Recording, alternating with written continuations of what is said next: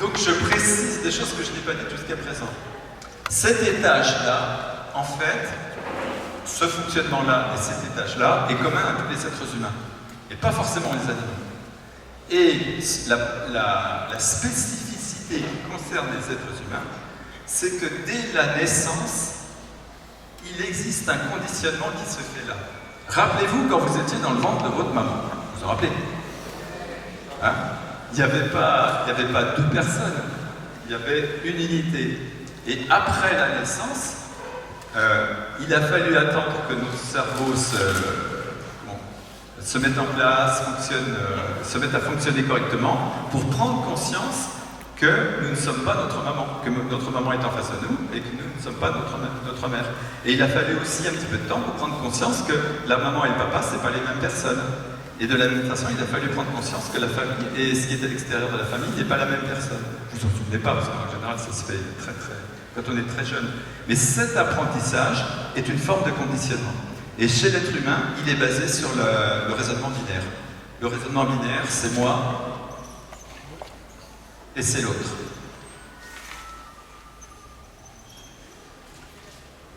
Et toute notre vie est basée sur une relation entre moi et l'autre. Mais attention, hein, quand je dis entre moi et l'autre, c'est aussi entre moi aujourd'hui. Moi, je me trouve pas mal, mais imaginons que ce ne soit pas le cas. Et moi, ce que j'aimerais être. Vous comprenez? C'est-à-dire, je suis cela aujourd'hui et j'aimerais devenir cela demain.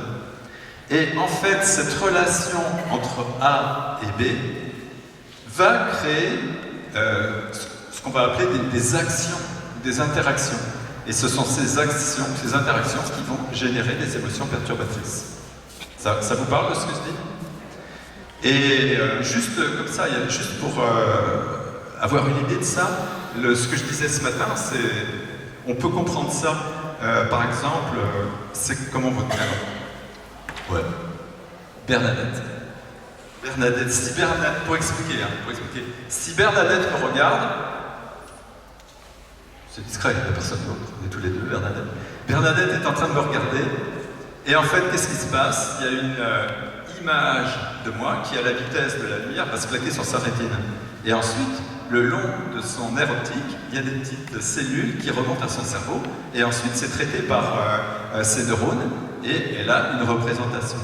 Mais on est bien d'accord, cette représentation n'est qu'une représentation. Hein, ce ne sont que des neurones. Et si elle regarde ses voisines, elle aura exactement de la même façon des représentations, mais ce ne sont que vos neurones, que tes neurones, tu vois. C'est pas, on n'a pas comment je vais dire, on ne voit pas réellement l'objet sur lequel portent nos yeux. En fait, on construit des représentations. Et en fait, d'une certaine façon, tout ce que nous voyons est une succession de représentations construites par notre esprit. Et de la même façon, si elle se regarde, elle, pour voir ce qu'elle est à l'intérieur, elle va aboutir sur une représentation qui n'a pas plus d'existence en dehors d'une représentation. Voilà, c'est ça. Et en fait, tant qu'on est dans ce système-là, on fonctionne avec des certitudes qui ne reposent en fait que sur des conditionnements. C'est parce qu'on a toujours conditionné pour penser que ces représentations sont bien réelles qu'on se dit, ben moi je vois la réalité telle qu'elle est. Il y a des gens qui tuent au nom de la réalité, entre parenthèses. Oui? Donc ça veut dire que la représentation de moi n'est pas plus juste que celle que nous avons. Exactement, exactement. Aucune représentation n'est correcte. Pourquoi? Parce que la représentation que nous avons,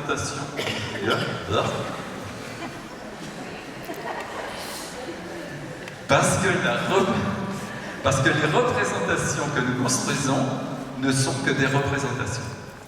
Et c'est pour ça qu'il y a certaines religions dans le monde où on a refusé de donner un nom à Dieu. C'est pour cette raison. C'est parce que les gens, depuis très longtemps, toutes traditions confondues, je parle des traditions authentiques, ont pris conscience, grâce à la prière ou à la méditation, que le système cognitif est simplement une partie qui n'explique rien. C'est comme une sorte d'ordinateur perfectionné.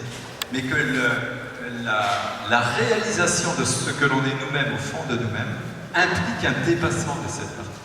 Et c'est pas une négation de cette partie, c'est pas une négation, c'est un plutôt transcendant, elle est au-delà de quelque chose. Oui, on ne rejette pas. Ça va, c'est clair par rapport à la question, mais c'est une bonne question, effectivement. Et ça veut dire que quelque part, ça c'est extrêmement important à comprendre, parce que ça veut dire qu'en permanence, on est dans cette relation binaire, on est donc dans un système de relations, et on est dans un système d'émotions. Soit avec les autres, soit nous avec nous-mêmes, en pensant à notre passé ou en pensant à notre avenir. Et que cela va générer beaucoup de perturbations. En fait, c'est une sorte de labyrinthe. Si on essaye d'expliquer notre vraie nature, d'aller au fond de nous-mêmes et d'aller au-delà des représentations, automatiquement, il faut qu'on sorte de ce système. Ce système ne peut expliquer que ce pourquoi il est conçu. Il ne peut pas expliquer plus. Et la meilleure façon de sortir de ce système, c'est effectivement d'entreprendre une démarche, alors qui peut prendre des noms différents selon les religions ou les traditions, mais franchement, ce sont des formes, vous comprenez? Ce sont des formes. Ce qui nous intéresse, c'est l'essence. Le chemin est toujours le même. Le chemin est toujours le même. Et c'est pour ça que les êtres, je veux dire, bien avancés sur ce chemin-là, savent parfaitement que s'ils croisent quelqu'un d'une autre religion authentique, vous voyez qu'il n'est pas la leur, il n'y a vraiment aucune difficulté, ils se retrouvent ici. Ouais. Ils se retrouvent là. Des fois on dit la religion c'est comme une embarcation, où il y a un fleuve à traverser, le fleuve de la vie, mais l'autre rive est la même pour tout le monde. Vous comprenez, c'est ça.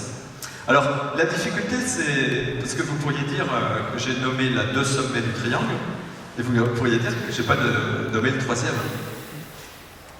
Vous le dites pas. Si vous avez bien compris. C'est que si j'essayais de... Non, vous ne l'avez pas dit. Vous ne l'avez pas dit. Non, c'est moi qui le dis. Si j'essayais de le nommer, ce 3e sommet, parce que ce sont mes conditionnements habituels, ça veut dire, ouais, c'est ça, je plaquerais mon raisonnement binaire à la verticale. Autrement dit, j'inventerais, ça sera peut-être pas forcément faux, mais ça sera jamais proche de la réalité. J'inventerais une définition, j'inventerais une forme qui serait compatible avec mon système de conditionnement.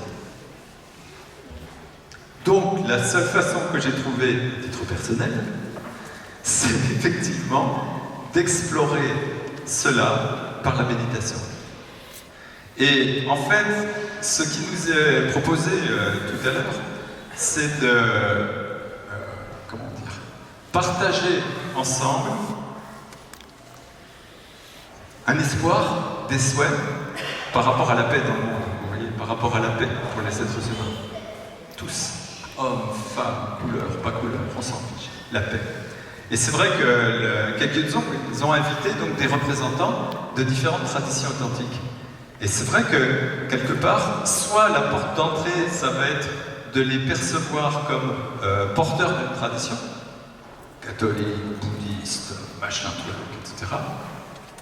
Soit ça va être d'oublier momentanément, pendant quelques minutes, complètement toute notre réflexion intellectuelle, et essayer de les retrouver là quand ils vont nous proposer une méditation ou une prière. C'est pas j'abandonne ma personnalité, hein, c'est pas ça du tout. C'est je me libère de mes pensées habituelles et j'essaye de vivre quelques minutes en harmonie avec la personne qui va me proposer une réflexion sur la paix dans le monde. Vous vous sentez capable de le faire? Ouais? Non? Vous sentez ou pas? Parce que sinon j'annule tout, hein. Je dis, on les fait pas venir, hein, c'est pas la peine. Vous voyez, c'est ça. L'enjeu, ça va être ça. C'est est-ce que nous allons, parce que moi je vais être parmi vous, avec Laurence, on va s'asseoir, on va écouter, est-ce que nous avons cette capacité à tout oublier pendant quelques minutes et à nous joindre avec le cœur à leurs propositions de prière, de méditation autour de la paix dans le monde? Personnellement, je pense que si c'est le cas, c'est extrêmement intéressant. Parce que dans les enseignements bouddhistes, il y a un texte qui dit comme ça que si quelqu'un a des pensées bonnes pour les autres, c'est votre cas tous? Ouais, d'accord. Si quelqu'un a des pensées bonnes pour les autres, C'est comme des petits ruisseaux qui coulent dans la montagne. Mais si ces personnes sont très nombreuses, alors ça fait un grand torrent et ça alimente un océan qui est extrêmement puissant. Donc je pense que plus on sera nombreux à être en capacité d'avoir des pensées de paix, oui, qui dépassent les clivages habituels, plus on peut être puissant pour rayonner autour de nous. Et je crois que plus que jamais, notre société en a bien besoin. Et donc chacun, tout petit qu'on est, on peut y contribuer juste par cette capacité à accepter d'être dans des propositions de gens qui sont des personnes qui ont beaucoup avancé. Toute tendance confondue. Il y a un très grand respect dans ce que je dis pour toutes ces religions authentiques. Et il y en a plusieurs. Hein. On va avoir des représentants tout à l'heure. Et ça sera important donc d'arriver à vivre ces quelques minutes avec eux ici, tous ensemble. Ça vous convient comme invitation? Super. Avant que j'arrête de parler, parce que ça ne va pas tarder à démarrer, est-ce qu'il y a une question ou deux par rapport à ce que je viens de dire?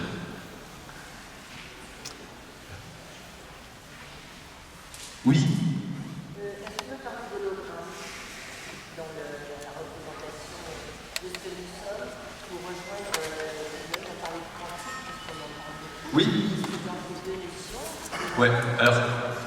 D'accord. Par rapport à la physique quantique, là, on est dans plutôt de la physique classique. Ici, plutôt dans la physique quantique, on va dire. Il n'y a pas une réalité au sens où notre cerveau dépeint la réalité. Je me fais bien comprendre. On ne peut pas dire qu'il y a... C'est quelque chose que notre cerveau ne peut pas décrire. C'est une sorte de... C'est ce que parfois on appelle la vacuité des phénomènes, vous voyez. Et la réalisation qui vient de la méditation, elle arrive quand on peut réaliser que les deux existent bien simultanément. Ce que l'esprit intellectuel a beaucoup de mal à représenter. C'est-à-dire, je vais le dire autrement, un jour, Lama Gurmé, il nous expliquait dans la vie, il n'arrive pas, il nous disait, c'est un grand méditant, il nous disait, s'il met la main au-dessus d'une flamme, ça ne brûle pas. Il est là. Mais si nous, on met la main au-dessus d'une flamme, on va le sentir.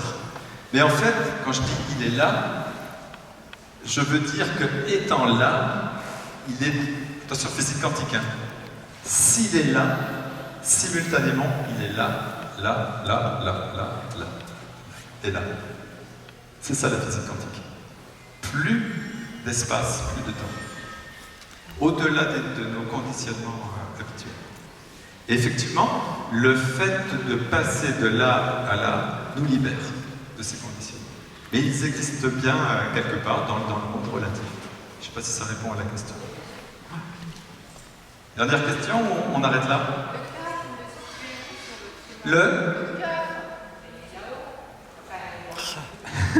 Alors, le cœur spirituel, on va dire, à ça.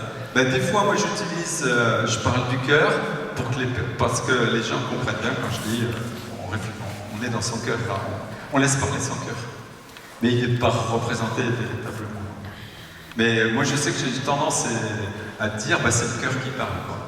Hein, c'est pas la réflexion qui parle. C'est quelque chose que l'on ressent profondément quand on arrive à se libérer de sa réflexion. Ça va? C'est pas la réponse. Alors, si on est là, c'est plutôt l'universel. C'est plutôt l'universel.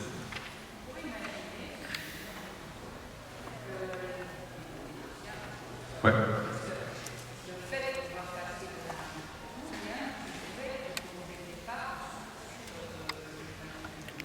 C'est-à-dire qu'on est conditionné ici, oui, c'est ça. Ouais.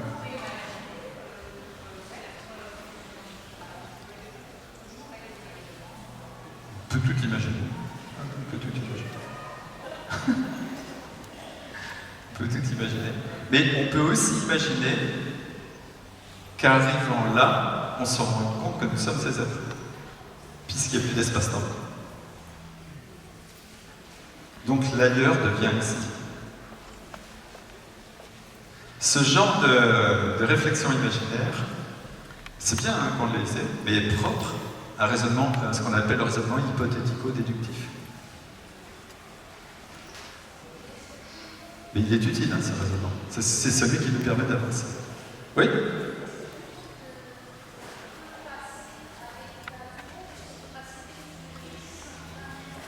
Alors ça, c'est une question très importante. Ouais.